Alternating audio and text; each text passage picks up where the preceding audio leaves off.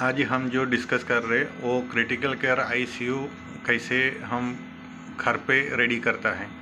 उसके लिए सबसे पहले जो चाहिए वो वेंटिलेटर चाहिए। उसमें जैसे हाई एफिशिएंसी वाला वेंटिलेटर अपने को यूज़ करना पड़ेगा। उसमें अपने को जो पेशेंट का मोड है, ये पेशेंट अभी सीपअप में रनिंग है, ये पेशेंट डेटा ही आपको दिखाई दे रहे। और उसके साथ साथ अपने को कनेक्ट करने के लिए ऑक्सीजन का सिलेंडर चाहिए। सिलेंडर में मॉक्स रेगुलेटर का रिक्वायरमेंट है।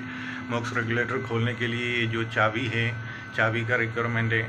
और उसके साथ साथ अपने को फाइफारा मॉनिटर मेंशन करना पड़ेगा। उसमें जो ईसीजी दिखता है, SpO2 दिखेगा, रेस्पिरेटर रेट दिखेगा और जैसे बीपी दिखाई देगा। टेम्परेचर का रिक्वायरमेंट है तो ये वो मेंशन करता है। मोस्टली उसमें से नहीं, हम डायरेक्टली मेजर किया जाता है। और उसके साथ साथ अपने को जो ब्रेन सर्किट पे पेशेंट है तो सर्जिकल का सभी आइटम्स रखना पड़ता है।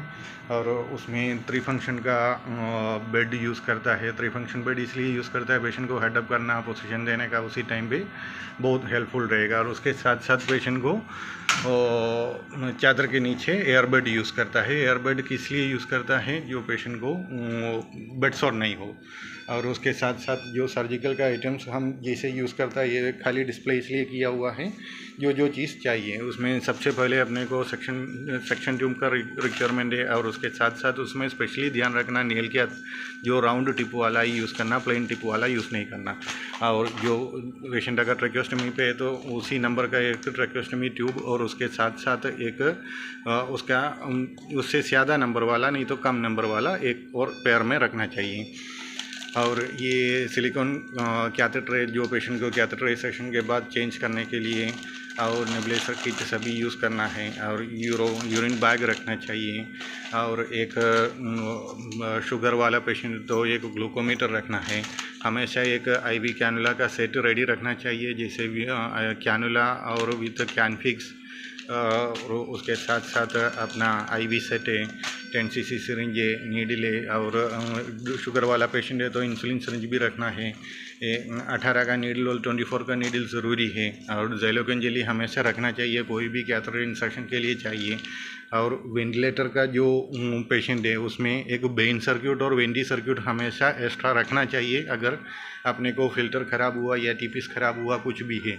और उसके साथ वेंटी में कनेक्ट करने के लिए अपने को एक टीपीस रखना है, टीपीस एक्स्ट्रा रखना हमेशा। और उसमें जैसे एक फोर्सप्स रखना चाहिए, गोस्पीस रखना चाहिए। और जैसे राइस ट्यूब एक एक्स्ट्रा रखना चाहिए, जैसे राइस ट्यूब अगर आउट हो गया, पेशेंट ने खींच लिया, ऐसा कुछ है। स्टेथ हमेशा साथ में होना ही चाहिए, क्योंकि पेशेंट का कुछ भी है, हार्ट बीट है, ऐसा कुछ भी है, डॉक्टर के टाइम पे अपने को चेक करना है या खुद मेजर करना है। और जैसे ये सेक्शन के लिए जो वैक्यूम सीट हम जो यूज़ कर रहे, वैक्यूम सीट ही रखना है। और एक सर्जिकल ग्लव्स हाथ में रखना चाहिए कोई भी इमरजेंसी सर्जिकल प्रोसीजर के लिए। और एक थर्मामीटर हमेशा, वो जो मॉनिटर पे मेजर नहीं कर रहे, हम डायरेक्टली मेजर करेगा। और उसके साथ साथ हम एक SpO2 प्रोब भी एक्स्ट्रा रखता है। और जैसे वासमोसा जैसे पेशेंट का बॉडी केयर के लिए, और जैसे अपने को क्या बोलता है, माइक्रोपोर जैसे कुछ भी केयर करने का है। और सबसे मेन क्या है, ये सेट के साथ अपने को यही रेडी रहना चाहिए, जैसे डबल सिलेंडर वाला सक्शन मशीन।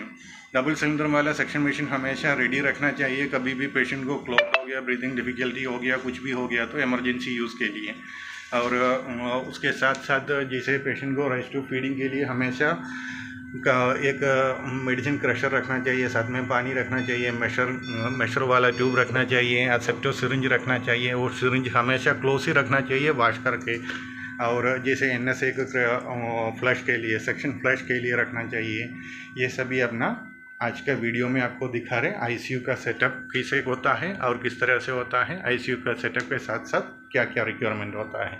और साथ एक केयरटेकर होकर एक एक्सपीरियंस एक्सपर्ट नर्सिंग स्टाफ का भी ज़रूरत पड़ता है। ये सब अपना रनिंग ICU सेटअप के अंदर से मैं आपको दिखा रही। Thank you. पास्टला होम हेल्थ केयर से सजीत बात कर रहे हैं।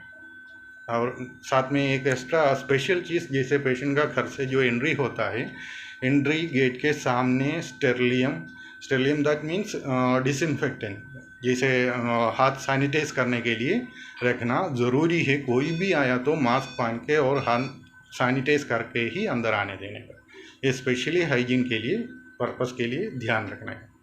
Thank you.